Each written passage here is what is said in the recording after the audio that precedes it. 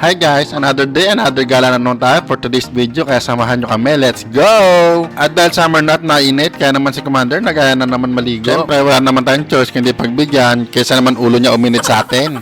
At dahil may bago tayo alam na spot dito sa Baypu, kaya naman doon na natin siya dinala. Medyo inagahan nga namin kasi may pasok din kami kinagabihan. At syempre para masolo din namin yung pwesto. Tips lang sa mga gustong pumwesto sa ganito kagantang lugar, mas maganda weekdays kayo pumunta para walang gaanong tao. Kasi pag weekend, sobrang dami ng tao. Kaya naman pagdating namin dito, kumain na agad kami. O diba walang gaanong tao kasi nga may pasok na. Kaya sa mga gustong pumunta dyan, search nyo lang sa Google, Baypu Cold Spring. At pagdating nyo sa mismong Baypu, lakad pa kayo pataas kasi doon yung mas magandang spot. Siguro nasa mga 100 to 200 meters lang naman yung lalakarin nyo, hindi ganun kalayo. Mapapansin nyo na rin yung daanan nito, right side, kaya naman hindi kayo sigurado maliligaw. At sigurado pag nakarating kayo dito, hindi kayo magsisisi sa ganda ng lugar na to. Para maniwala kayo, ito, konting montage lang, kaya na bahala humusga.